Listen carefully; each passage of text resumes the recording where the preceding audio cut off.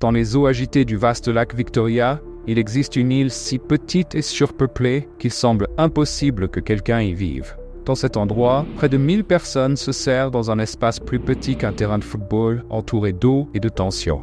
Qu'est-ce qui pousse autant de personnes à se disputer chaque mètre carré de cette île improbable? Et que se passe-t-il réellement dans les ruelles étroites entre bateaux, cabanes et bordels? Les maisons sont construites en couches, exploitant chaque centimètre disponible. Dans certains cas, vous pouvez voir des familles vivant à plusieurs niveaux, utilisant des escaliers de fortune pour accéder aux différents étages de leurs habitations, donnant à l'île un aspect semblable à celui d'une favela. Bien que la pêche soit le pilier de l'économie de l'île, des conflits fréquents surgissent autour des réglementations sur la pêche et l'exploitation des ressources du lac. Pour s'adapter à ces restrictions extérieures, les pêcheurs ont développé leurs propres règles et traditions, créant une dynamique intrigante. Ce contexte est accentué par le différend territorial entre le Kenya et l'Ouganda. La petite île est devenue un point de tension diplomatique entre les deux nations. Située au cœur du lac Victoria, Migingo est convoité pour les ressources halieutiques abondantes qui l'entourent. Ce conflit a parfois mené à des affrontements entre les forces des deux pays, surprenant ceux qui ne perçoivent Migingo que comme une paisible communauté de pêcheurs. Le plus surprenant est que, malgré ces tensions, les habitants de Migingo continuent leur vie pratiquement indifférents aux disputes politiques.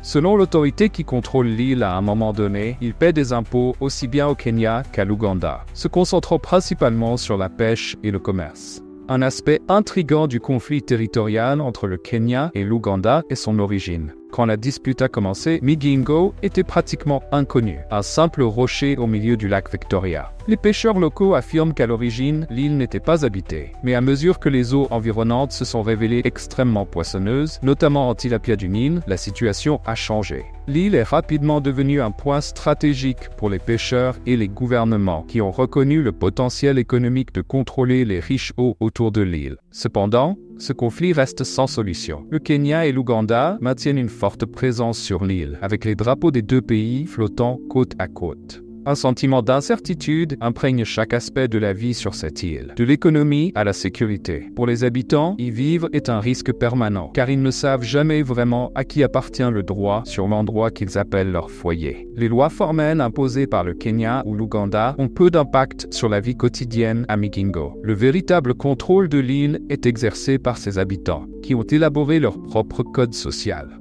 Les règles de cohabitation sont simples, mais efficaces. Quiconque enfreint les normes non écrites, comme interférer dans le travail d'autrui ou causer des problèmes au sein de la communauté, fait face à des sanctions qui peuvent aller de l'isolement à l'expulsion de l'île. Si quelqu'un est pris en flagrant délit de vol, la punition ne vient pas des tribunaux ou des lois écrites, mais directement de la communauté. Et elle est immédiate. Des coups de fouet. Oui, c'est exact. Dans un lieu où la tension est déjà constante et où les autorités ont peu de contrôle sur ce qui se passe réellement, les habitants eux-mêmes ont adopté leurs propres méthodes pour maintenir l'ordre. Sans système judiciaire formel, les conflits sont résolus sur le moment, de manière simple et pour beaucoup brutale. Cette justice peut se traduire par des coups de fouet, une manière rapide et pour eux efficace de dissuader la criminalité dans une île surpeuplée et chaotique. Ce sujet te passionne?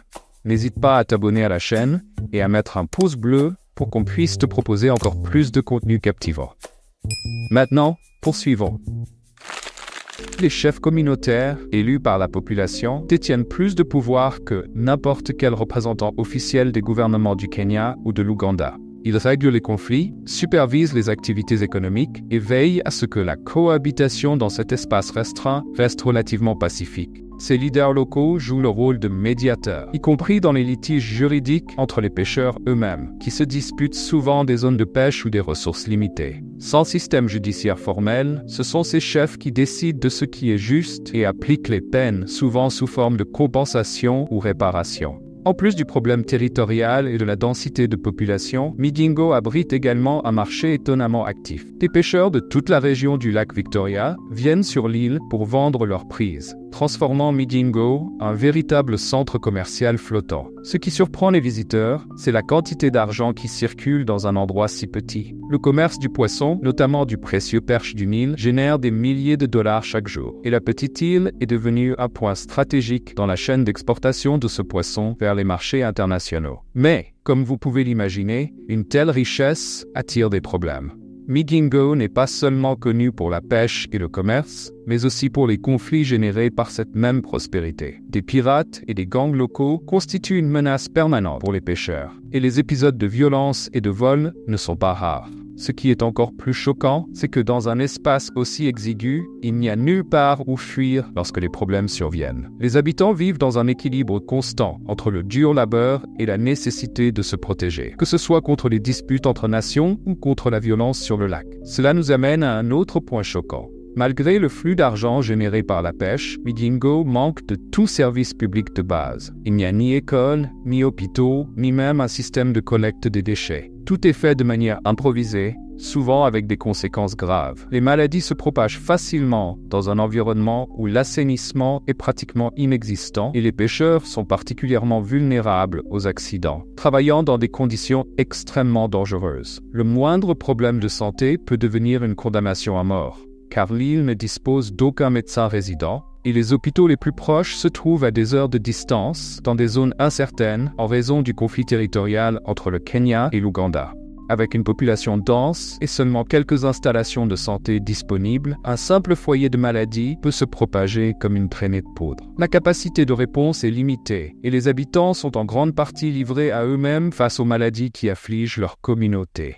Mais peut-être l'aspect le plus surprenant de Migingo est que même dans un lieu aussi isolé et dépourvu d'infrastructures, les habitants trouvent encore un moyen de se divertir et de profiter de la vie. Les petits bars et bordels de l'île sont en pleine activité. Oui, des bordels, pas seulement un. Cela semble presque ironique lorsqu'on compare avec l'absence de services de base qui, eux, ne sont pas accessibles.